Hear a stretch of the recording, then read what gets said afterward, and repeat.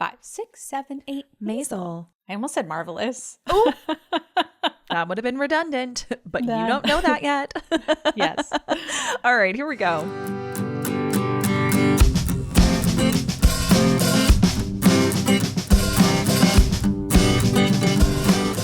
Hi, everybody. Welcome back to Gilmore to Say with Tara and Haley. I'm Tara. This is Haley. Hi, Haley. Hi, Tara. Happy Miss marvelous Tara. week. Hi, Miss Haley. It's a marvelous month. A marvelous month, a marvelous week. And that is because A Marvelous Time is making its debut this Friday on It's Patreon. Friday. Oh, I'm so excited. I'm as excited now as I was when we first recorded the first episode, which again, coming out on Friday, March 20th. You'll get a preview, an hour-long preview on Thursday, which if you have not seen Maisel, it's okay.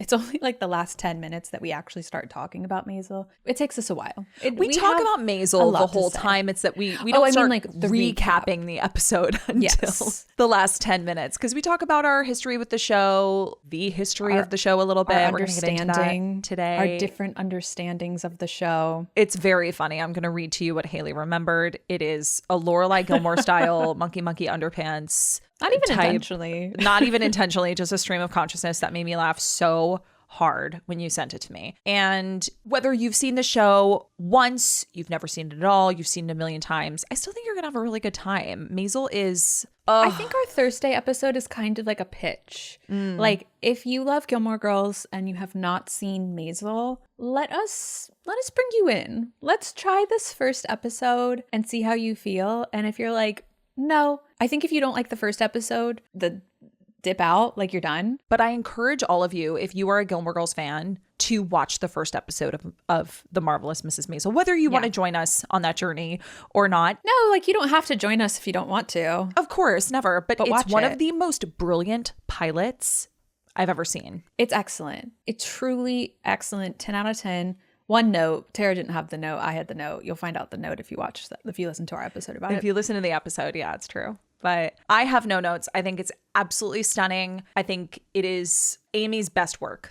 It really is. The thing I think I said was that with Gilmore Girls, it's so notable because of the dialogue and the way that they speak in this silly little quirky fun town. I think that the speed of the dialogue and the jokes that they're making fit more cleanly in the world of Midge Maisel and the people around her. Like, it just feels like Amy was made for this show in this era and her style, that if you love Gilmore Girls but want to see it maybe like where it was meant to be, I would say watch Maisel, because it still feels like Amy and Dan. It still feels like what you love about Gilmore Girls.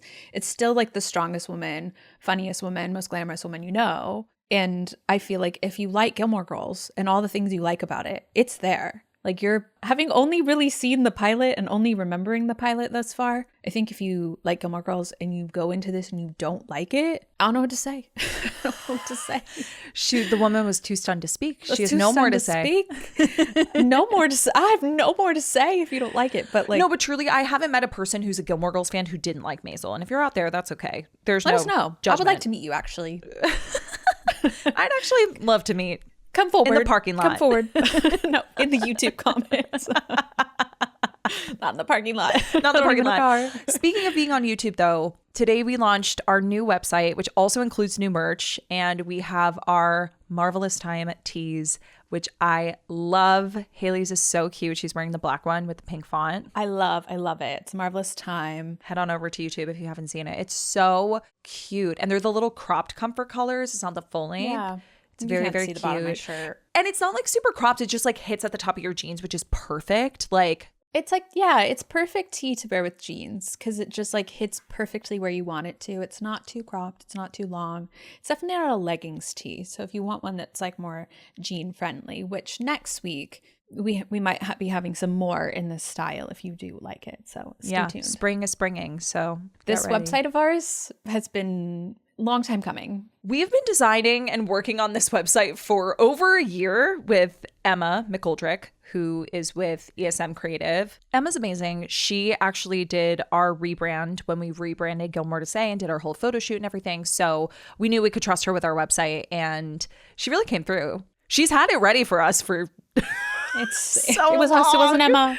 It was us. But if you want to like see all of the new things that we have over there, our newsletter will live there. The Gilmore to Say Gazette, of course, with all the sorts of updates there, which we're really excited about. We think it looks quite marvelous, if you will. I think so too. It only took us 4 years, but we finally have a proper website. It only took us quite some time.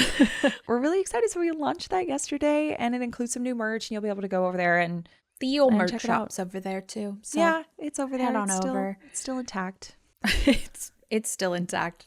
Gratefully. Lovely.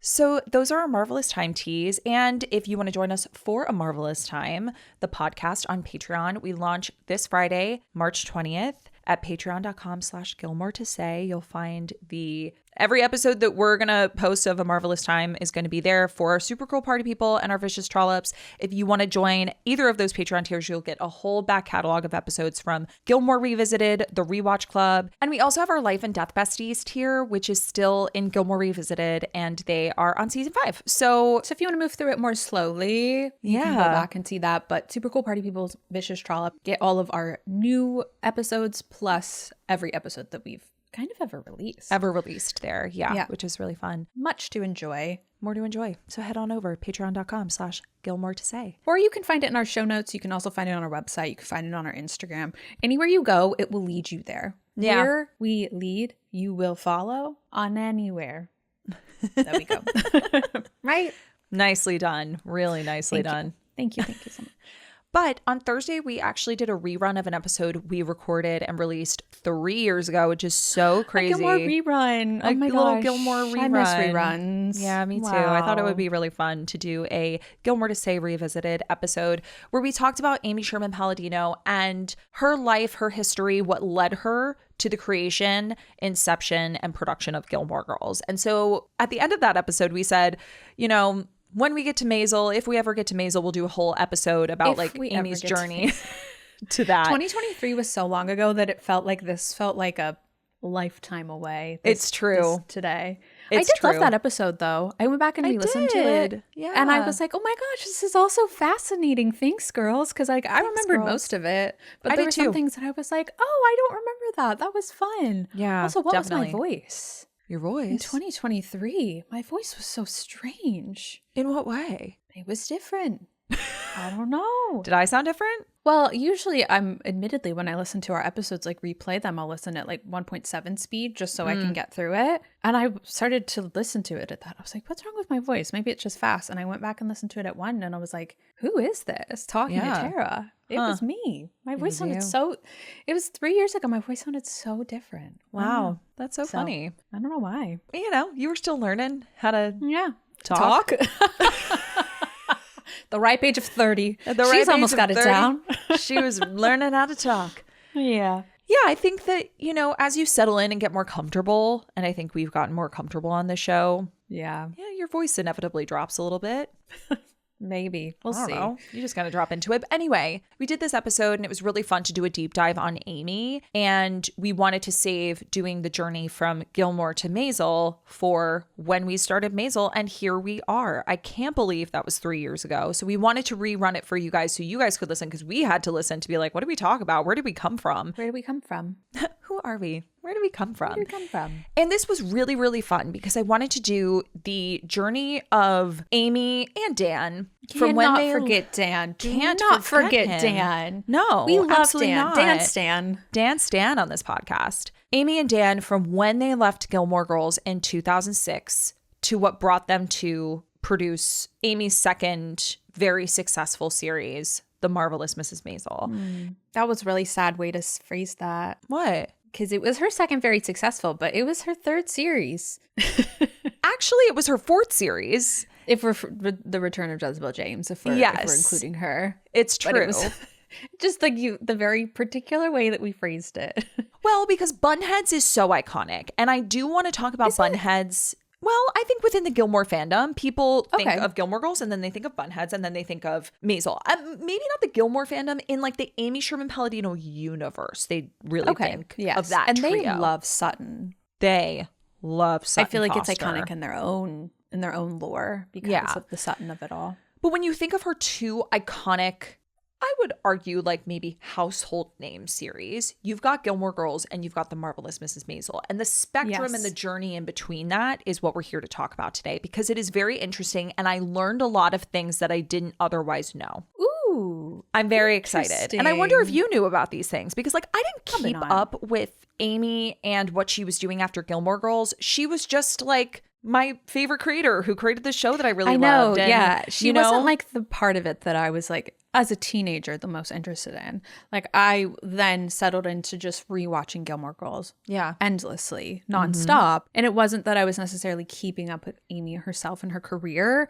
It was more so that I was in retrospect preparing for this podcast for a decade and wasn't necessarily keeping up with Amy. So I don't know much about her from like the end of Gilmore Girls, or her end of Gilmore Girls rather, until ATX, until the reunion, and then a little bit of like what launched her into Amazon. Yes. And I'm also really excited to talk about that, because I want to know what you found. Something that we did in our last Amy episode was it was like we both did research and then brought it to the table. And I love that. There's a little bit more that I'm bringing in here solely because Haley didn't want to get spoiled on Maisel. And so she was like, I don't want to read anything. I read everything prior to 2017. Yeah. Because I learned a spoiler in just like when I was like reading the like blurbs on Google, like, oh, just like scanning, making sure that's how I like got a little spoiler. And I was like, like, how dare you put a spoiler in the blurb that I'm trying to not be spoiled by? So Tara knows a lot more than I do, just simply for the fact that I don't want to know anything. I want to know zero. She really wants to know zero. And the spoiler you got spoiled on is actually something you already knew. It's just something you didn't remember. Well, it was being hidden from season me. 1. Even I didn't spoil it for myself, and I knew it. Impressive. That is impressive. We're all very impressed by you. My brain can compartmentalize so hard that it didn't even remember it. You're right. And that is a feat. That is a feat. Anyway, so let's pick up in 2006. Okay. Amy and Dan have departed Gilmore Girls in a dispute with the WB. We're all aware of what happened. We discussed that and dissected it. They hit an impasse and the show goes on without them. But then in August of 2006, Amy was approached about developing a new series for Fox. And you guys heard Haley mention the return of Jezebel James. Did we talk about that in our first Amy episode? I only skimmed through it, so I didn't listen to the whole thing. Did we talk got about up that? Until Gilmore. Like it was. That's what I thought. Really, So I did a bit of a deep dive. This is a show that is much lesser known than any of her other shows, because I didn't even know about it until like 2022, 2023. I did a TikTok in this on podcast. It. Yeah. I was like, what? So this is a show called The Return of Jezebel James. And the executive producers, of course, were Amy and Dan. And under composer on the Wikipedia page, it says Grantley Phillips. Which I didn't know. Yeah. Which Sam Phillips is on Maisel. When I noticed that in the credits, I was so thrilled. I know. That relationship is so darling. And I'll get into that actually a little bit later. But there are a lot of people who are in this series. And I would love to one day do like a deep dive, try and find those episodes because they were released on iTunes at some point. But it would be really interesting because it's the only show I know of Amy's besides like Roseanne, because obviously this is like Amy's show. She was the creator, executive producer, versus being in the writer's room, being a producer on Roseanne, that has a laugh track. What? It has a laugh track. We have to find it. It's a true sitcom. It's a Fox sitcom. We are going to find this and we are going to watch it with our Patreon besties, and we are going to return to the return of Jezebel James. So also a fun fact, a little fun Gilmore fact. Scott Cohen, aka Max Medina, is also in this series. And he is like, I believe he was one of the love interests, because there are some promotional photos of him and Parker Posey. Also, Parker Posey is Jezebel James. Yes. I do believe we should get Scott on the phone. Someone's call Scott Cohen. Someone have his number. Get him on. Boop. Thank you so much for dialing with your mouth. Anytime. I dialed way too many numbers, but you know, Scott Cohen has a much longer number than everyone else. Everyone he's very hard to reach, and it's because he has 12 digits in his phone number. Anyway, so according to a 2008 article, which was published on March 2nd, 2008, I did a lot of New York Times dives in here because you can search people's names within the New York Times archives, and it'll come up like every time they're mentioned. It said the network hoped that with her background in traditional multi-camera situation comedy and her ability to appeal to young women, she, meaning Amy Sherman-Palladino, would create a show that could serve the sizable female audience that was already tuning into American Idol. Days later, she presented the network, Jezebel James, about a motivated career woman who learns that she is unable to have a child and turns to her estranged younger sister to carry a baby for her. And I love that at the end of the day, Amy always wants to write about the complications within family dynamics. That is what Amy comes back to every time when we talk to her on the red carpet at Paley Fest, which was almost a year ago and I can't believe it. She says like, it's about family. It's about family dynamics. And she does the same in Maisel. You know, she has some of that thrown in there with Bunheads. It always is tethered to the foundation of family dynamics and complications. And something that we did not get in Gilmore Girls was sister-sister dynamics. Oh, yeah. That's really fascinating. So I'm extremely fascinated. I did not know that had a laugh track. That feels like so like the absolute antithesis of what Amy would want. Which is funny because her roots are in Roseanne. Yes. Well, her roots are on Roseanne, but like maybe the style that she goes for, like what we know in Gilmore Girls. Like imagine Gilmore Girls having a laugh track. I laugh hard enough. We don't need the laugh track. It's true. But so much of it is like her show is like silence and dialogue is really what Gilmore Girls is. With Maisel, there's a lot more music, but like having a laugh track to it, I have to see this show. I'm so fascinated by the idea of a laugh track with like a complex family dynamic in a sitcom from an Amy. Mm-hmm. Maybe this is why it didn't work out. Maybe the style was wrong. Well, I actually have a little bit of insight on like kind of the dynamics that happened and maybe why it didn't work out. So they cast Parker Posey and Lauren Ambrose as the two sisters. And Parker Posey's role and Lauren Ambrose, neither of them are named Jezebel James. Jezebel James is the name of, I believe, Lauren Ambrose's character's like imaginary friend that she had when she was a child. And Parker Posey's character is like a children's book publisher. And so I think that she's writing a children's book about Jezebel James. And that is something, and this was like based on everything I read. So I'm so sorry if I'm botching this. If there's a Jezebel James expert out there, I'm really, really sorry. If there's a Jezebel James enthusiast, please stand up. Please call us. And just let us know and help us. But my understanding is that Parker Posey's character is publishing a book about Jezebel James. And that kind of like she and Lauren Ambrose are a bit estranged. And that kind of gives her a little, it like softens her a little bit to being like, okay, yeah, I'll carry your baby for you. That's so fascinating. Yeah. I can't imagine, like, this does not sound like a sitcom at all. But it also at the same time absolutely sounds like a sitcom. Well, the only reason that I can hear it is because I found the promotion, the promo for it from when it aired. And you can hear the laugh track in like some of this. It is the same snappy dialogue we all know and love. And Parker Posey fits perfectly into the mold for it, like a lead role in an Amy Sherman-Palladino 100% show. I can see a Fox sitcom in my mind. So like I'm not much of a like appointment television broadcast network television sitcom watcher. Yeah. But I can like see it so clearly in my mind when they like walk on the set, like the applause, like the dramatic entrances. I'm so fascinated. Like I have to see this show. I have to see it. I would love to watch it together. I'm going to go find it. Pause. Gotta go. Pause. Okay. So this is what it says. Fox, if you could call us with like screeners of this, please. Yeah. I would buy a box set. I would buy a box set. 100%. You guys want to make $10? Put it online. Send me the link. Truly. No, put it online. So it says, they cast Parker Posey and Lauren Ambrose as the two sisters, and Fox ordered the pilot script and offered to produce the series in New York. Fox's executive VP for programming at the time said that they gave Amy the reins because, quote, with Amy, you sign on for her vision. So like, I love that Amy, for at least a brief moment, had these people who were like, we believe in you. We know that you made Gilmore Girls. Like you were the magic behind Gilmore Girls. And with that comes your vision. It comes your dialogue, the hours you want to put into things, one-ers you want to do. But then they go on to say that scripts were being turned in at 60 pages for a 22-minute episode. And Parker Posey and Lauren Ambrose are both quoted saying they were like exhausted, but grateful to be in Amy's hands. Like they respected her so much. They were like when Amy calls, you answer. But Parker Posey was like, I am quite positively broken, stretched. Wait, I'm remembering that. Yes. She has like a quote being like, I am stretched and ripped and shredded and broken, but like it is rewarding because Amy's work, when you read it, you're just like, this is so brilliant. She is so brilliant. So as production went on in 2007, they reduced its order of episodes from 13 to 7.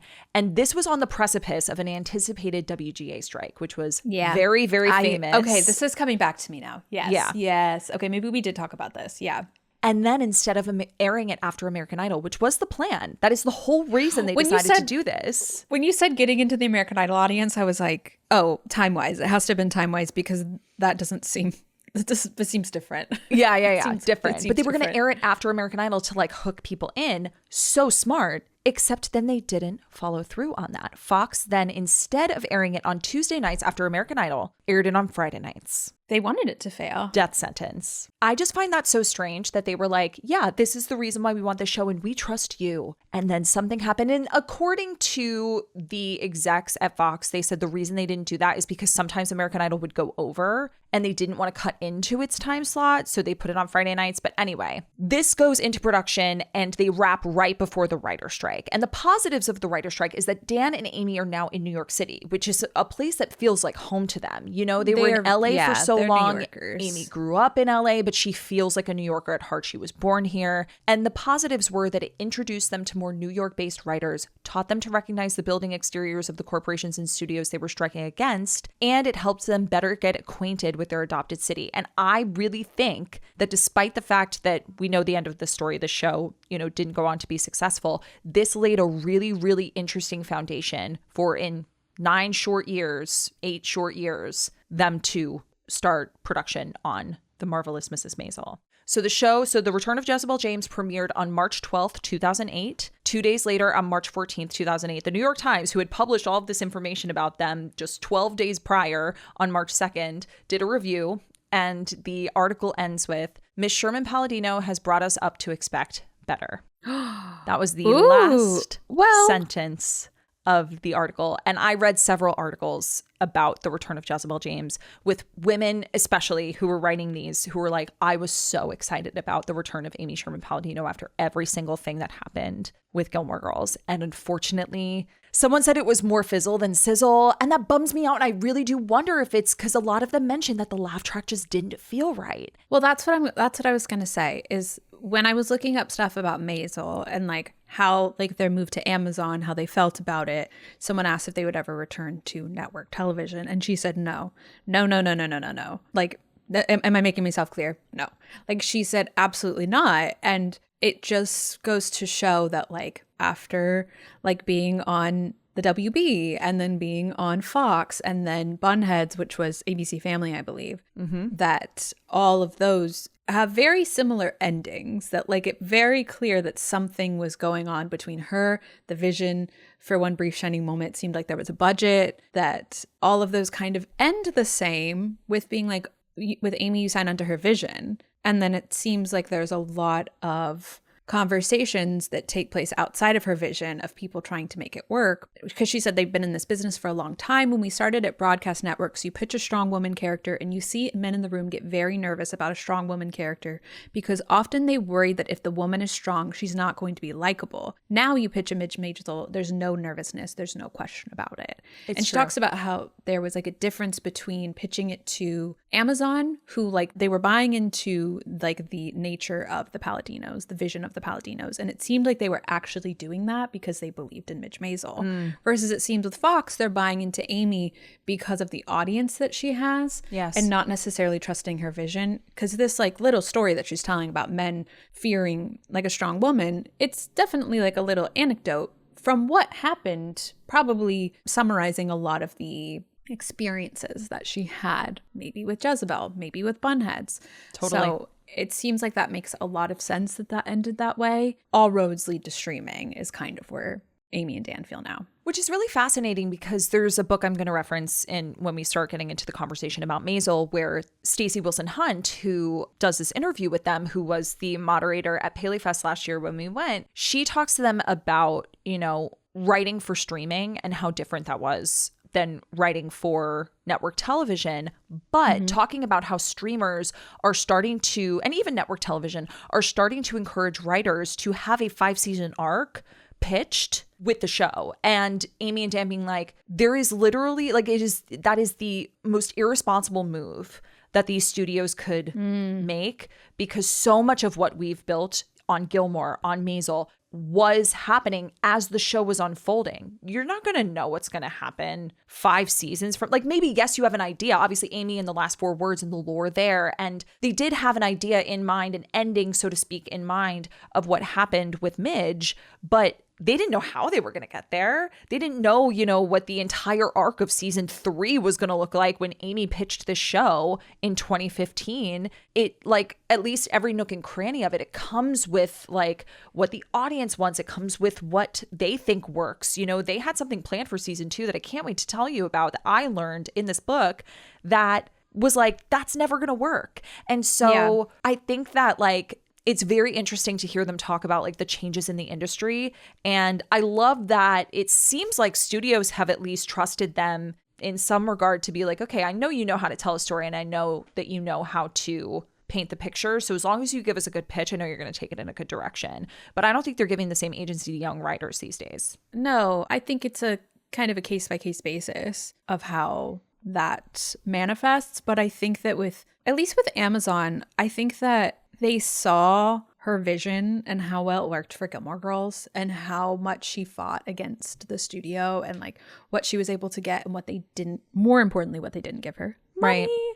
That they took it. Like, as of course we'll get into Maisel, but Amy and Dan got the first ever 2-season pickup for Amazon. They had never done that before with Maisel. Like, that was the first time. It was very rare, and it was like, they were Amazon's first. And it's interesting that is the quote from the book, because they talked about that they had, like, how many seasons do you want Maisel to go on for? And they were like, 35. We have, like, we have kind of an idea of what's going to happen through season 4 and 5. But after that, it's going to be wherever, like, the wind takes us with Midge. So it's interesting that they kind of push back against, like, that 5-season arc when they kind of had it in mind, and maybe they had to. Maybe they knew what it was going to be. It's just moreover that I do think studios these days are asking creators to pitch them a true, like, this is what happens in season 1, this is what happens in season 2, 3, 4, and 5. That reminds me of your conversation with Sarah Lampert. But Sarah knew, we talked about this in Gilmore to Watch, Sarah knew what the opening of season 3 for Ginny and Georgia was. And she said that's what she pitched the show on. And I find that so interesting, because I don't think a lot of creators do that. They pitch their pilot, and maybe they'll pitch their finale. But also, I don't know. I agree with Amy and Dan that, like, you're chopping off several fantastic ideas that have opportunity to grow and blossom just because they don't have, like, a landing point yet, or they don't know where they're going to be in 2 seasons when they pitch the idea. You have to have some idea. But I think that that's the point they're getting at. They're like, you have to have some idea, but you have to be able to, like, grow and move with the show. I don't think that Amy knew when she pitched this show of, like, 2 women who are more like best friends than mother and daughter in Connecticut, like, that at the end of season 4, Rory was going to sleep with her married ex-boyfriend who, no. You know what I mean?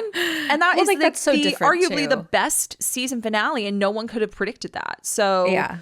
I don't know. Anyway, I digress. I find that really fascinating that they have that retrospect on that, given what we learned about the return of Jezebel James, because the fate of the return of Jezebel James is that on March 25th, after only 3 episodes that were released, they canceled the show and they did not air the rest of the episodes, which I find to be egregious. You shot them. So instead, they were released on Apple iTunes on May 6th, 2008. They, like, ran reruns of other shows instead of running the return of Jezebel James. Well, I guess I didn't want anyone to get invested in it. I don't know. That's quite odd. But it's also funny because it's like, this is the time. Like, March 25th, that's next week. I know. Run it. Maybe we'll do a little, maybe we'll find Jezebel James on its, 20-something anniversary? Maybe. We are recording this on March 5th. And so, like, a week from today is the anniversary of when it aired. So. And then next week is the week when it got canceled. Oh, sad.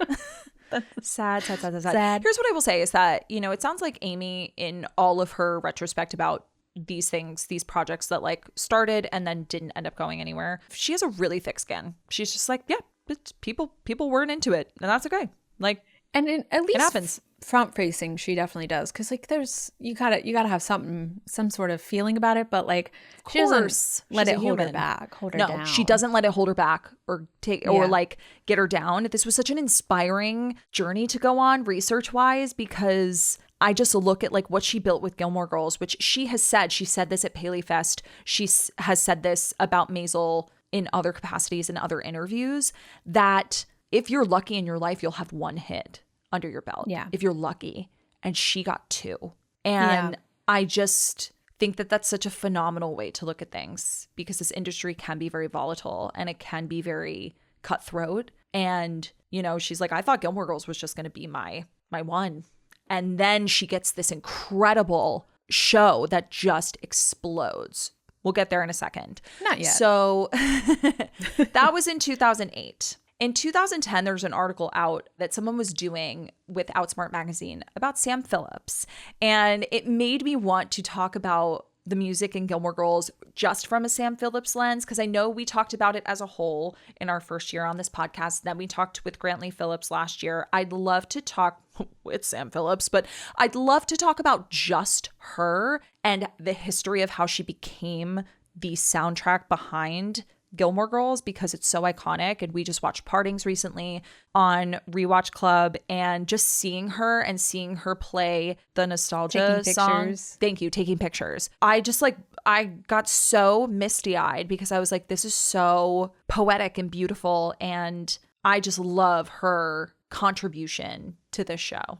Yeah, so her voice really like guides so much of like what feels like Gilmore Girls sound wise. Like you just hear those la-las on like, you know, you're out and about, like, and out and about, and I do mean on the internet, not like out and about in the world. Like you're scrolling through something. Yeah, I passed the ice cream truck. He just starts playing the la-las. He was just playing the la-las. What a fun ice cream truck that would be. I know, that would be quite fun, because usually the ice cream truck comes by this house and it's, do your ears hang low? Imagine the la-las instead of Gilmore Girls Let's style play ice the cream la-las truck. instead. That would be so, like, that would just feel so nice. But you immediately recognize that it's Gilmore Girls. You hear Sam Phillips la-las and you're like, there it is. That's Gilmore Girls. That's Gilmore Girls. It's just her voice. So it made me want to do that article in particular, a whole episode kind of diving into that, and we will. But there was a snippet that was pulled out of there because it was an interview between this, the interviewer's name is Stephen Foster. It was between him and Amy about Sam Phillips and her contribution to Gilmore Girls.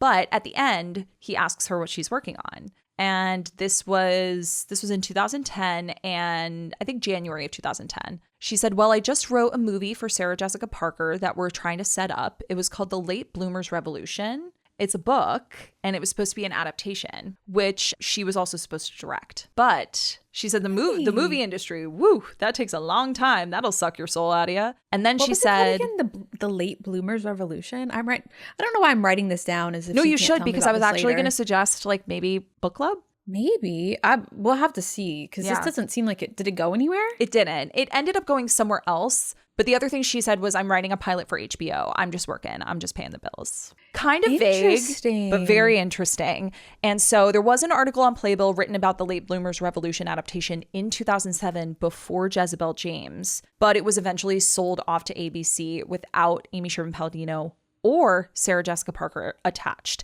The idea of Amy and Sarah Jessica Parker working together makes my head want to explode in the best way. I know, because like that's so hard with adaptations too, because like if the rights expire, they go on to someone else. Like they can sell them again if you don't want them. Like if you don't want to buy them back. Like there's so much when it comes to adaptations that like it's so difficult. That's like when you hear of like an author who's like, oh my gosh, my book has been optioned with this company, and like you never see it ever because the rights expired and they didn't do anything with it. But like very fast and okay. I know. I'm taking notes on our own episode of things to look up later. To expand on for another episode? Yes. No, for my own brain. That's so interesting. Either one. She wrote a pilot called The Wyoming Story for the CW, which was an interesting return to collaborating with them. And it was meant to be part of their fall 2010 season, but it ended up becoming a made-for-TV movie when the pilot wasn't actually picked up. Don't really know anything about it. I found a link to it, so we should definitely look into that. It's a whole movie? I think it's only an hour long. It's listed on Wikipedia and IMDb as a made-for-TV movie. Where did it go? Like Lifetime? I don't know. Hallmark? We gotta find it. Why am I don't need to take notes. You have these notes, but I'm like, I know what I'm gonna be looking at in the car doing later. A deep dive. I know. Yeah. And then she went on to do Bunheads, which I was waiting for that one. I was like, oh my gosh, there's all these things. When does Bunheads? I know. When are we putting our hair in a bun? And that's a whole separate episode. Honestly, I really think that it would be fun to do an episode about Bunheads and Etoile. And because they both got one season. Bunheads ran from June 2012 through, I think, May of 2013. And it wasn't picked up for a second season, which was really a bummer. But I didn't get into the weeds on that because I was like, I really want to just get us to Maisel. I know. I just like don't have like a ton of interest in watching Bunheads. And I think it's because I know it's an ABC Family show. And I don't know, maybe I would really love it. I don't know. I have a hard time like diving into new shows. Like I have to like, it has to hit me. Like it has to find me. It has to tell me it's the right time. And it hasn't told me that yet. So that's okay. I think that it'll be really fun to do almost like a dive on the dance worlds that Amy creates. Yeah. And I like the idea of visiting those shows because I haven't watched all of Etoile. I watched the first episode. I haven't seen any of it. Oh, really? You didn't even watch the pilot? I haven't seen any of either of these shows. So wow. Okay. Yeah. I watched the pilot of Etoile. This was before it got canceled. I thought I had time. You know, I mean, I guess I still do. The whole season is up. But I just mean like I thought I had time to kind of like, you know, meet these characters and like wrap myself up in them. So I was excited about getting more into that. And then unfortunately it got canceled. But with Bunheads, I actually watched the first couple episodes when I was still living with my grandma during the pandemic, kind of in that in between. And I fell off of it. But I wasn't watching it from the angle of like how you and I are doing this with Maisel. And so I wonder if there would be a little more enjoyment there in the sense that like we're looking for Gilmoreisms. We're looking for things that feel like Gilmore Girls. And of course, you know, Kelly Bishop is in the show. Alex Borstein makes an appearance in the first episode. Liza Wiles in it too, right? Yes. I think there are a lot of Gilmore, like of the Palladino pals that make appearances in Bunheads. So, and in Etoile, and definitely in Maisel. So it'll be really fun to kind of revisit from that standpoint. When we're ready, we'll do it. But I didn't think that it was necessary to dive into Bunheads. I think that's a whole different episode because despite the fact that, as I said at the beginning of this episode, it wasn't one of Amy's like major shows in the way that Maisel and Gilmore made a splash, it is something that she is known for, and it is something that had a whole season of life in it. And so a lot of people love Bunheads. Like there's a lot of Bunheads love. There's a lot of lore there. Whenever we mention, or like at least I mention that I've never seen Bunheads, there's like a gasp amongst our besties. They're like, you haven't seen this, I love this, or like, you haven't seen this, I love to hate it. Either one, I feel like a lot of people have watched it. So maybe we'll have a little Palladino Pals series over on our Patreon and make our way through them. Totally. So I didn't find a lot of information about Amy from 2013 to 2015 when they do the ATX reunion. But the ATX reunion in 2015 brought up the resurgence of Gilmore Girls. It brought up the possibility of a revival.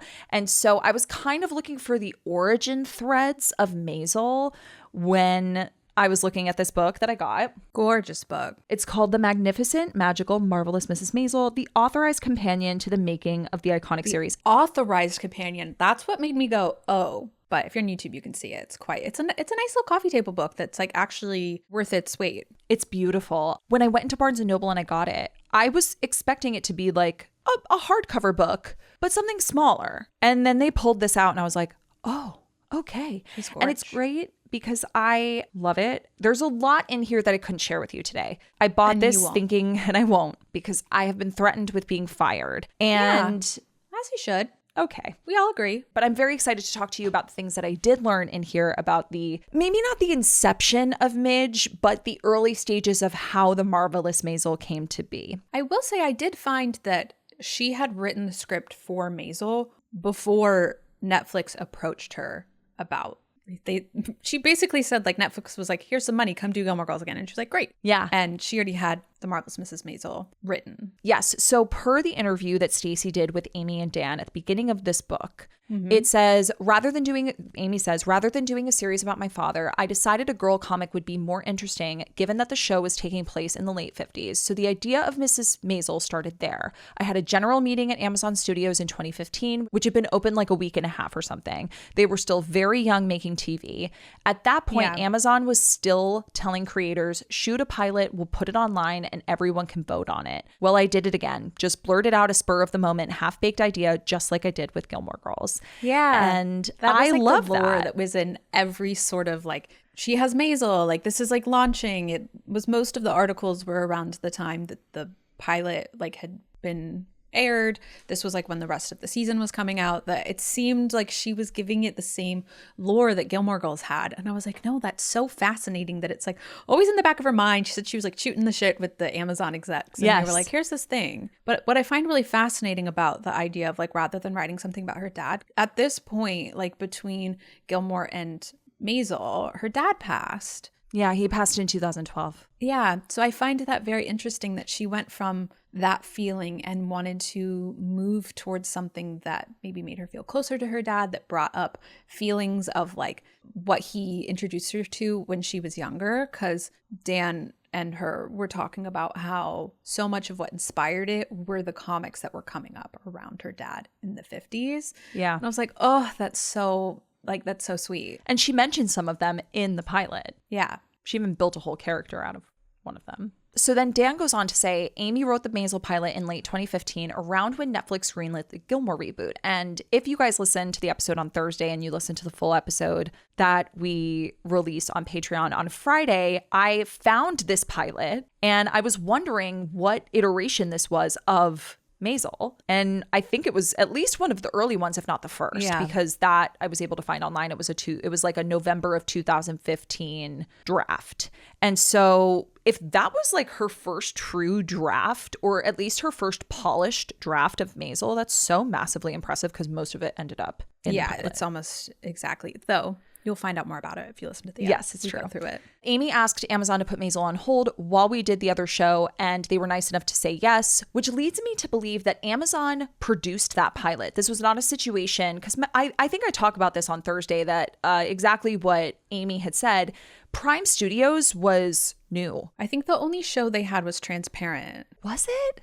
What about Fleabag? Yeah. When did Fleabag come on the scene? Fleabag came out, I believe, 2018. Mozart in the Jungle. Yeah, about that, the orchestra people. But it was a situation because I remember at the time working with my friend M, who ended up producing my pilot. She also wanted to do the same thing where she was like, yeah, this pilot that I just produced, I can put it on Amazon. And if people vote for it, Amazon could look at it and say, I want to produce this. And that happened with a lot of series that ended up on Amazon Prime. But this one, I believe, was produced by Amazon. Judging from like the meeting that she had, the fact that they wanted her to produce it, the fact that she was like, hey, can we hold on this while I go do Gilmore Girls? And they were like, sure. The fact that they had a model for it, it seemed like they were following the model but producing it. Also, given the quality of it, I'm saying this is not an Amy Sherman-Palladino putting her life savings in this. Independently produced. Yes, this was an Amazon show. So Dan goes on to say, we were finishing post on Gilmore Girls and in pre-production for Maisel at the same time, which I think is so cool. Crazy. I love the idea that like while they were, out in the world making Gilmore Girls reboot, all the while they had this little idea brewing and brimming, and they're like in pre-production getting ready to give us the next hit series. It's so special. Which then makes me wonder, like, because we talk about it on Thursday that Bailey DeYoung plays Imogene, not Emma, as you will soon discover, that if she found her from Gilmore Girls, or if she was cast as Imogene and she pulled her for Netflix. What came first for Bailey DeYoung? Well, Bunheads came first for Bailey DeYoung. She was one of the leads in Bunheads. Oh. Yeah. Yeah, I wonder if she had her in mind to play Imogene. Or if like she saw her in the revival and was like, come on over. Pop on I don't over. know. We're going to New York. We're time traveling, Bailey. I truly don't know. But yeah, it might have been a situation where she was like, hey, I know I brought you in for this Gilmore Girls thing, but like we're doing another series and I have you in mind. I don't know. Yeah, because she's like so perfect. perfectly cast. She's so cute. I love her so much. Perfect as Imogene, yes. So, per Wikipedia, in June of 2016, Amazon ordered the hour-long pilot of The Marvelous Mrs. Maisel, which makes sense, which was made available to watch on Amazon on March 17th, 2017. March 16th. Everything I said it came out on March 16th. Oh, really? All of the articles said March 16th, but then I went on Wikipedia and it says March 17th. Huh. And I couldn't figure it out which one it was. Well, it's somewhere around that time. It's March 17th. Yeah, 6, exactly. 7. Well, here's the thing. God. Oh, don't do that. Don't do that. No, All the kids are doing that. No, I just felt like an elderly. Oh. I just felt like an elderly. Okay. Anyway, let's move it right along, my friends. That was part of the reason why we chose this week to build up to Maisel, is because it's the 9th anniversary. Next year will be the 10th, which is around when we'll be wrapping up the series, which is crazy to think that like this was all happening 10 years ago. I know. Whew, wild. Anyway, whether it was the 16th or the 17th, it was released and available, just the pilot, to watch on Amazon as a part of Amazon Studios' spring pilot season, with viewers having the option to vote for it to be ordered to series. And I find that really interesting, and I want to know more about that. Or It's very if that Hunger is Games. a lie. Feels dystopian for some reason. But it wasn't very long after, on April 10th, 2017, it was announced that The Marvelous Mrs. Maisel had received an unprecedented 2-season order from Amazon. Yeah. The first ever. The first ever, which, to be fair, they were still very new. But I wonder if the reception they got from the pilot had bearing on that. Because in an article, and I want to say I read this in a New York Times article, but I'm sorry if I'm misquoting, Amazon signed them to an overall deal in September of 2017. After years of having networks and studios interfere with their past shows, Miss Sherman-Palladino described the relief of landing at Amazon. They trust us, she said, adding a profane intensifier. Miss Sherman-Palladino adds a lot of profane intensifiers.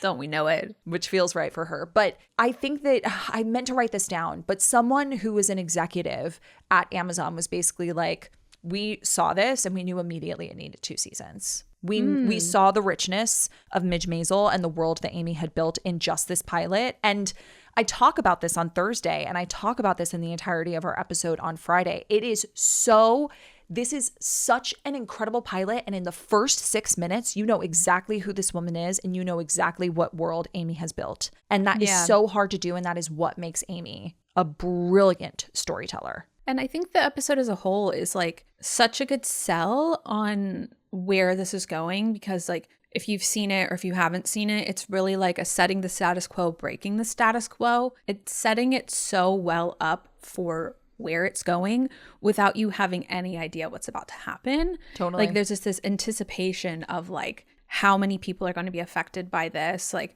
who in her life is going to have like positive feedback versus who's going to be against it, new characters we're going to meet. Like you immediately know that we're in for a wild ride with this woman. And so it feels so wild that like if Amazon watched this and they were like, we'll see how this goes. Like it's so clear that like this is going places. Whatever happened behind the scenes in this deal, everyone seemed to come from it very happily, especially signing an overall deal, which means that they can like exclusively produce things for Amazon. And in it, they had their Gilmore clause. Like there's always a Gilmore clause in it that they said that they could go back to There's a Gilmore clause for them. There's a Gilmore clause for Lauren. It's like, we will go back to this if it's available. It's like, overall deal means they can only produce things for Amazon is basically what is being said there, which is like really good place to be in. But that's why the Gilmore clause will let them go back to Netflix for one thing and one thing only, which they said that they were really, at the time, really excited to just dive into the 50s and just be there, which is quite fun.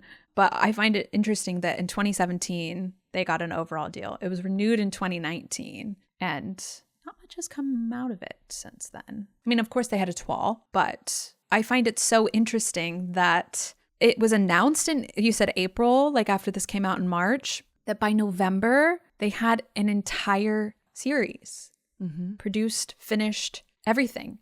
Like, had they started on it prior to that? Like, did they see it in March and they didn't wait for the reception of it? They were like, go? I don't know. And I couldn't find anything. I have so many questions about it. Like, did she have this series written? Did she know what she was going with it? Like, because just the fact that they binge dropped it, meaning they like dropped it all in one day, is so fascinating that it only took them that long to get through 7 more episodes. But I mean, Amy came from doing 22 episodes. I was going to say, it doesn't shock me 7 more episodes because the first season is only 8. It doesn't shock me. Yeah.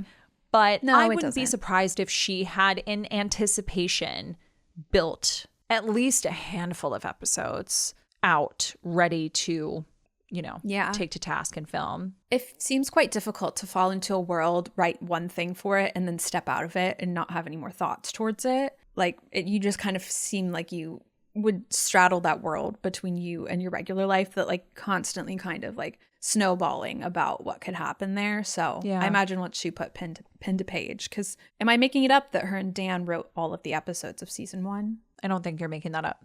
Okay, great. I lied to you. Sheila Lawrence wrote one of the episodes. Wait, of course. Oh, of course. Oh my gosh. Yeah. She won an Emmy for... Correct. I was making it up because Miss Sheila. Oh my gosh. How could I forget our darling princess Sheila Lawrence? Oh my gosh. Yeah. So and sorry, Scott Sheila. Ellis directed the episode that Sheila wrote. So, but the rest of it was... What number episode did she write? Do you want me to tell you what the name of it is? No. It's episode 6. Okay. Oh, delightful. I love that. But yes, for the most part, it was in Amy and Dan's hands on both a directorial level and a writing level. Wait, we have to bring Sheila back. Yeah, I know. We have to. Gotta get Sheila back on to talk about this. I'd be so fascinated to hear more. I know. I adore her. She's the best. So the thing is that beyond this, I had a really difficult time wanting to share a lot of what was said about the inception of like the producing the first season and alike, because I don't want to spoil anything for you. And I've also been put under strict guidelines that I cannot.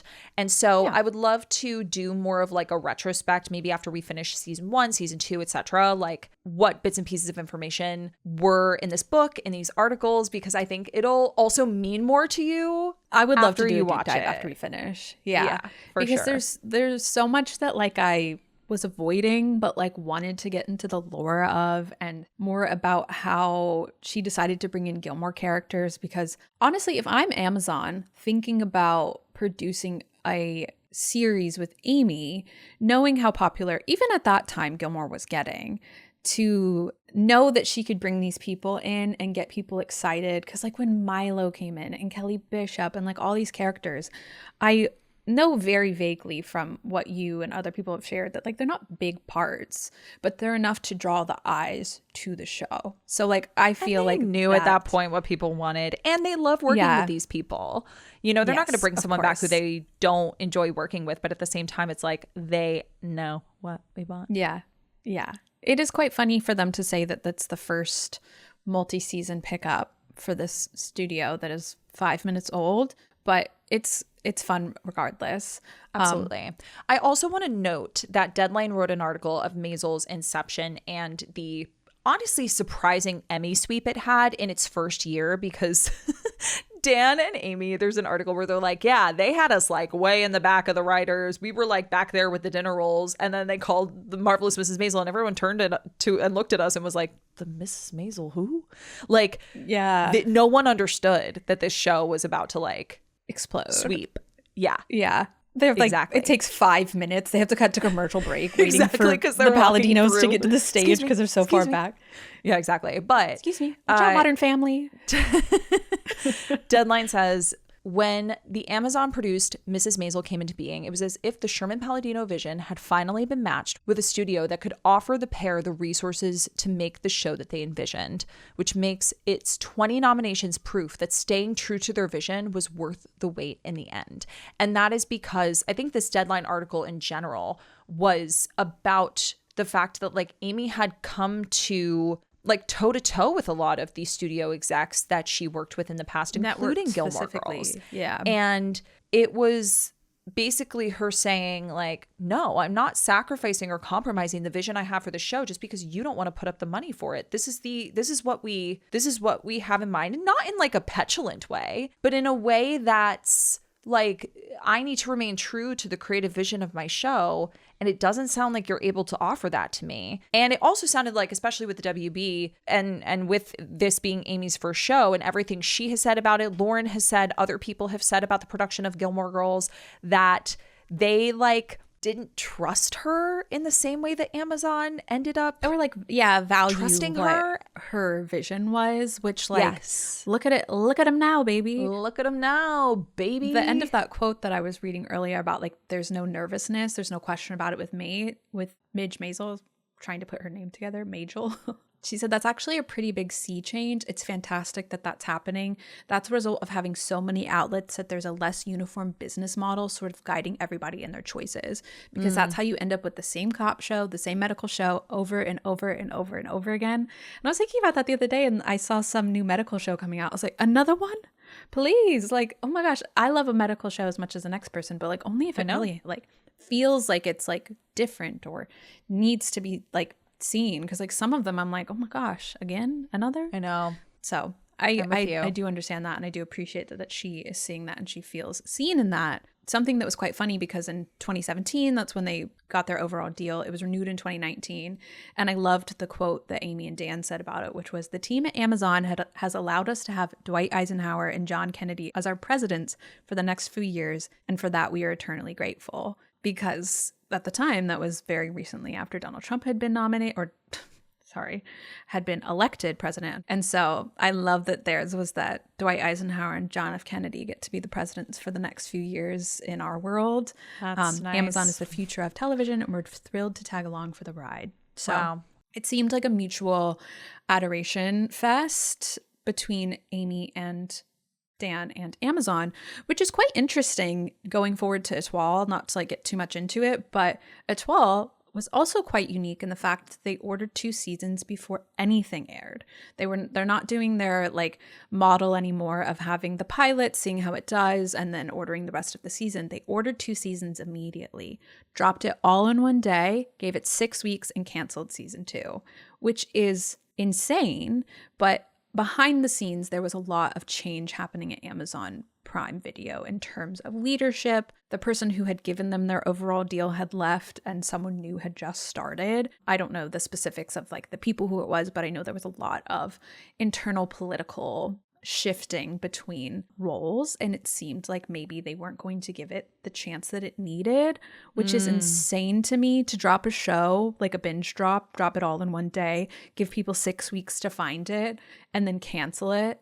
Like, what? That's wanting a show to fail, in my opinion. And I think that goes hand in hand with what Amy and Dan were commenting on when it comes to like the new regime of the method for selling your show. Is they hold hands, because it's not just about the pitch, and it's not just about the casting, and it's not just about the production level. It is also about the audience. And if you don't give an audience time to fall in love with a show, with a series, with characters, every show is going to be done after season 1. And that's what these studios are doing nowadays, is that they're like cutting them off at the ankles, being like, all right, well, sorry, that didn't work. And it's like, what? We've talked about this before, that if Gilmore Girls aired today, and Amy has even said this herself, she said it at Paley Fest. She said if Gilmore Girls had aired today, it would have been done after season 1. I think it would have been done after the pilot. Like, I think they would have gotten it and been like, okay, that's boring. Too slow. Bye. To this, to that. And it's just like, it bums me out that every time Amy tries to do a dance show, the door kind of gets closed in her face after the 1 season without allowing the audience to really fall for these characters. You know, there were things that I could say about Etoile, and I will. Famously, I like to talk. There are things I could say, and I will. And I will. But, you know, I do feel like the general sentiment, especially when you have a brilliant duo in Amy and Dan, so much so that Amazon saw their brilliance and gave them an overall deal, you have to let them see it through. Or you have to give them the chance to thrive in the way that like shows are happening. Because as irritated as I have been lately that some of my favorite shows are dropping week to week, like, of course I have to wait till my Thursdays when like The Pitt comes out, Love Story, John F. Kennedy Jr. and Carolyn Bessette comes out on Thursdays. But like, what am I doing in the meantime? Obsessing over it, telling other people to watch it, like craving that moment when I can like watch it. Because I think I had like 3 episodes in a row to binge of Love Story. And then when I got to the end, I was like, oh my God, I have to wait till next week. And what have I done in the meantime? Told you about it like every single day we've talked about it. And so I think it gives that, like, in the way that we used to, like, I feel like streamers kind of catered to that bingeability of like, oh, let them watch it all in one day and then tell everyone about it. I feel like more often than not, I'm watching something all in one day and then completely forgetting about it. Like I was trying to tell you the plot to The Night Agent the other day and I was like, he's in a room and then things happen. And then at the end of it, other things happen. Like I couldn't remember. Meanwhile, I'm like remembering every single detail, telling everyone about it because I'm obsessed with it. And like, do I like that I have to wait? No. Of course not. We love immediate gratification. Yes, but it feels like I'm like there's this moment that I'm having with everyone else. Like week to week, I'm texting my friends talking about Paul Anthony Kelly and like how amazing he is. It's his first role, and no one got the chance to do that with Etoile. No. Like I think that people would have. I think that if you had given them one episode, people have been like, "Oh my gosh, did you see that new Amy show? There's a new episode next week," and like given that like chance to grow in the way that people feel like. I don't know. I feel like television is going back towards appointment television because it creates a moment that we all get to be a part of and like wait for. Like it's gotten me like I listen to the Pitt podcast, the Bridgerton podcast. Like I'm invested week to week hearing what other people have to say. Like I was watching Bridgerton and all I wanted to do was have a Bridgerton podcast to talk about it. Totally. And so I think that by not allowing it that like space to build buzz, I think the Etoile was DOA. I totally agree with you. And I've been having a lot of these conversations with my friend Em, who I referenced earlier. She's taught me a lot about the industry. She's in the industry, and like I wouldn't have known about the Amazon pilot testing program 10 years ago without her. You know, she really had her finger on the pulse of a lot of things, especially for independent writers and creators and producers. We've been talking about this for the last several months, that we are moving in the direction back towards appointment television. And she was like, I'm so frustrated because like it wasn't broken to begin with. Well, it was broken for me. Well, there are a lot of people. I am the same way. I love the immediate gratification of something. I love that bingeable TV of shows that I've watched before, like Gilmore Girls, is available to me and accessible to me whenever I want to watch it. And then when you give me something new, I'm going to want something similar. I'm going to watch it in a similar way. I love it. I can binge a season of anything in one night. I will say I think that we were moving in that direction, and that moving out of it now is just a reflection of how we want to kind of go back to the way things were. We needed a break. Exactly. So it wasn't broken, but we needed a break from it. Great point of view. We needed a break from it. I totally agree. I think now we're just overwhelmed by so many options that people are gravitating back towards the shows that are familiar, that they know and love, etc. But also they want to be given the opportunity to like fall in love with something. Like we have a show, not every single night, but we have like appointment television in that regard, regardless of whether it's on cable or streaming, me and Brett, because like Wednesday night we just started watching Survivor. So like Wednesday's Survivor airs. It was Trader Thursdays. That reminds me of being a teenager. Yes. Because it's like Gilmore Girls was Tuesday, Grey's Anatomy was Thursday, and I never broke that. Like I always knew that I had to like plan my homework around this.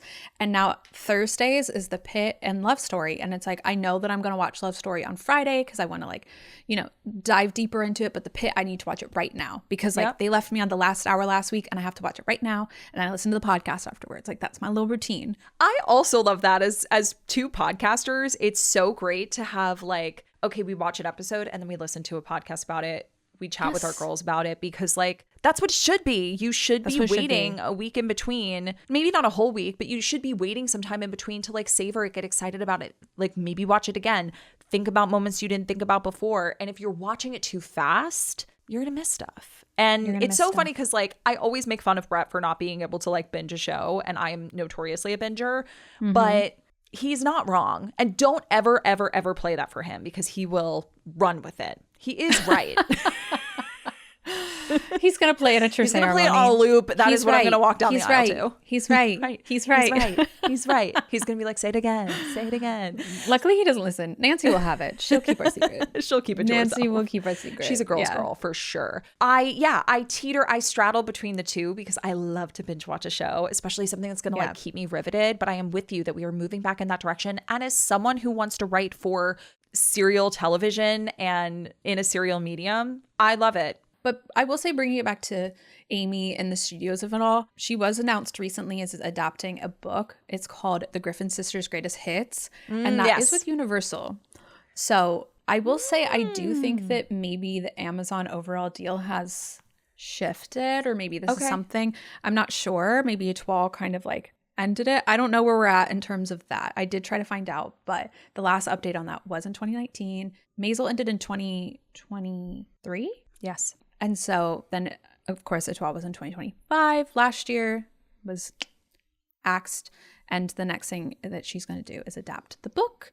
by Jennifer Weiner, I think is how you say her last name. And they're very excited. It's a sisters dynamic. So I'm very fascinated. Another crack at a sisters dynamic. I love it. Another crack at a sisters dynamic. But I think what's interesting that as we were talking about all of this, she loves to put the titular character into the title, you know, like she likes to really show it up. Gilmore Girls. I guess Jezebel James, I thought that Jezebel James was the title character, but maybe it's only her successful shows. Well, hold on. Girls, I mean, I will Marvelous say Maisel. that, like, I was thinking about this last night as I was prepping for this episode. She is an alliterative girl. Gilmore Girls, The Return of Jezebel James, The Marvelous Mrs. Maisel. Like, Bunheads and Etoile were just one word. Bunhead. Etoile. No. But I feel like unless it has the character, unless it has the character's name as the title, maybe it's not going to do so well. I'm excited, whatever she has to do. And of course, Eloise. Well, we can't talk about that because I am very skeptical of that one because Ryan Reynolds. Yeah, we didn't even have to say it. You know, I don't really know what's happening there. Like, it's not that I don't like him, but it's just like, do people still like him? I'm not sure. I'm very hesitant because I just don't think that his humor aligns with hers or with Eloise tonally, but I can be proven wrong. Guilty until proven innocent in this case. You know, this is not a fair trial that I'm giving this one, unfortunately. But I am very excited for the Griffin Sisters Greatest Hits. I definitely want to read it. I think it would be a fun read with the book club. And then maybe this could be like a Gilmore to read, Gilmore to watch situation where we come together, read the book, watch the movie, talk about it. I think that could be quite fun. Very fun. But we'll have to see. Maybe we can get Jennifer on the pod, have her talk about her book. Yes. But this is just announced that this is happening, so this is not like a very current recent thing. This could take years to get to because she's just acquired the rights to not only write but also direct. So yes, huge. And if I was Jennifer, I would be beside myself. You know, I was thinking about that in terms of like writing, like if Jennifer, I don't know how she feels about Gilmore Girls, if she's a big fan or if it's kind of like a nebulous sort of thing. Like, of course she's a fan. She's excited for Amy to do it. I was thinking that in terms of myself of like, if I wrote a book, well, I did, but like, if my book that will be published was then optioned to be written and directed in adaptation by Amy, I think I would pass away. Like, first of all, cause of death, but I don't know how I would feel about her taking it and like how I would feel about it. I think I would immediately hate it. I think my body would fully reject it. Like, I don't think I could handle it. I don't think I could handle someone whose writing I love so much taking on mine, because of course it would change because it's book to TV, book to film is so different on the screen. I think I couldn't do it. I don't think I could handle it. I think I would reject it. I think I would tell my agent no. And I'm pretty sure they would kick me out, let me go, you know. Put you in a white room. Yeah. Sign my name without my consent, like that sort of thing. Yeah. But I don't think I could do it. understand the trepidation around that because, you know. Fear is what it's called. Yeah. Yeah. I don't know. But like if push came to shove me, push me. I was going to say, I'll shove you. Yeah. But all that to say is like, I'm really excited for that. But again, the girls are in the title. The Griffin sisters are in the title. Mm-hmm. So all roads lead to this is going to be really good. I have a lot of high hopes. I'll be watching. It'll be really great. I haven't seen an Amy movie yet, and I think it's interesting that she's going into film and not a serial project. Series? But yes, so we'll see. But we are going into her serial series. Yes. And we are going to be diving right on in to Maisel. So I'm going to leave you and our besties with this quote. I love leaving on a quote. Thank you so much. I know. There is this article from the New Statesman, and it was an outlet that I had never heard of, but this is where she talks about people being born evil. Yes. But she says, we don't see Maisel as a show about stand-up comedy. It's really about family. which is just so Amy.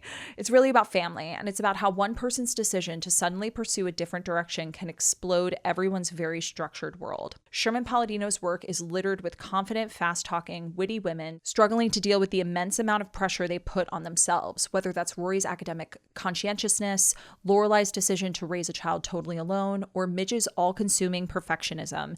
It's not, quote, Amy says, it's not so much perfectionism. It's dealing with the expectations, especially of the times. Mm-hmm. And I just think that that so perfectly encapsulates why Gilmore Girls and Maisel hold hands. Like of Amy's series, whether it's, you know, Jezebel James, Bunheads, whatever. These two, I think, hold hands in a way that where like the two main characters have a lot in common and yet are the complete antithesis of one another. But the humor, the comedy, the stories, the richness of the world remains. And that is why this show is so, so good. And why I think Gilmore Girls fans, if they don't already love it, would love it if they haven't watched it. Can I read to you what she said about the pilot of Maisel? And immediately I was like, Gilmore Girls from this. Because she said, for the pilot, I knew who this girl was. I didn't want someone who was looking out the window thinking, what if there's something over the bend? I wanted to deal with someone who actually really loved her life, really thinks she won. And then it fell apart. The story that interests me is the pull between the safe, comfortable life, which sounds pretty wonderful to her still, and this suddenly awakened sort of superpower in her. And while it's not like exactly, you know, of course, Gilmore Girls, it's just showing so cleanly that Amy has a core story of like finding a woman at like, you know, in terms of Midge, it's like she loved her life and everything that happened and it fell apart and she had to find something new. Whereas Lorelai also really loved her life when we meet her, and she kind of has to undo the walls that she's put up and break them down in order to continue serving the life of her daughter. And I think that there's a lot of similarities between the shows, just even in the pilot, that I think Gilmore Girls fans, if you guys have not watched Maisel, just try the first one with us. Like just the one. Just give us the first episode of The Marvelous Mrs. Maisel. Yeah. Let us know how you feel. And if you are done, be done. And if you're not, come on this journey with us because I am so excited. It's so Of course, good. It's going to be spoiler free because Tara has been threatened with her career. It's at stake. Not my career. I actually don't know what's going to happen if you spoil something. Like we'll have to find out when the first time it happens because it has not happened. All spoilers that have happened have come from me finding them out, or which like people's favorite thing to do is be like, oh my gosh, I've never seen the show. I'm starting to watch it. Oh my gosh, you know what I love in season 3 when they poison all the characters and they all die. And then one of them is left standing and she goes and does a comedy set. Like, you're like, I just what? said I haven't seen it. I've never seen it. But and they're like, oh, sorry. Oh my gosh. You should watch it. Funny. You should watch it. It's really good. Yeah. But thus far, no one's been poisoned on Maisel. So still plenty of time. Still 5 more seasons to watch. But that's true. We do hope that you will come along with us because I think that if you like Gilmore Girls, you will like it. And if you've seen Maisel, I think that you will like watching it with us because we can only get 5 sentences into any conversation without bringing up Gilmore Girls, and having the Palladino-isms in this, like, which there are already so many in the pilot. So many. I was like, and this moment is when Lorelai does this, and this moment is when Lane does that, and it's great. It's really good. And there's like actors that like appear even in the first episode from Gilmore Girls that I shouted about in my room alone. I was so excited. So I think that even if you've seen it and you want to kind of get the Palladino-ism, the Amy-ism, the Gilmore-isms of it all, come join us on Patreon. Join us. Yeah. To quote Pippin via Gilmore Girls. It gives you a warm, fuzzy feeling in a way that is just different from Gilmore Girls, but I think is well matched to that. Not to put them up against each other at all times, but and it's not putting them up against each other. Yeah. I don't ever want it to be like a thing of like we're comparing them because we are, or like judging which is better. It's more of just like Amy has like this wheelhouse of stories, it seems to come from her, that she injects into both series, which I'm excited about. Yeah. She's a little self-referential, which I think is fun. I think it's cool. I agree. So you guys will be getting a preview of episode 1 on Thursday, the first hour of it. We have a silly goose time. And then if you want to join us on Patreon for super cool party people and vicious trollops, you will get episode 1 on Friday. And an episode every week. As always, if you enjoyed this episode, feel free to give us a 5-star review on Apple Podcasts or wherever you listen to your podcast, Spotify, maybe even Amazon, YouTube. Oh, Join Amazon. us on. Oh my gosh. Yeah, exactly. I forgot you we can watch talked about that podcasts for most of this episode. Yeah. But also feel free to subscribe to us on YouTube because we love these video episodes. We have so much fun with them. There's also just like a different vibe going on when you watch your podcasts. You get to see all the hand gestures. I did you a get to shimmy. see all And the you wouldn't times know that unless we I run told into our you. microphones. You get to see Luna. Absolutely. And it's a lot easier to like join into the commentary with the comments there. Like that's a lot more, honestly, the interface is a lot easier to like immediately comment back on things. So if Exactly. you're one of those people yelling in your car, go yell on YouTube and we will yell back. Pull over first before you yell. But yeah. Oh, yes. You're text and drive. paused driving. I guess you're not paused driving. You pause the episode, you pull over, you comment on YouTube, and then come back later and we'll have responded. Next week it's officially spring. Winter's over. Thank God. Bye, Thank girl. God. See you next Bye, year. girl. I have been waiting for you. Come on, The sun is spring. back. The sun is back. It was just daylight savings has time. occurred. Yes. Woo. Warm, I'm very, very sunny. excited. Oh my gosh. And we've talked on this episode before about spring break. I think it's time to talk about some spring break ups. And we'll have more to say on that in the next episode.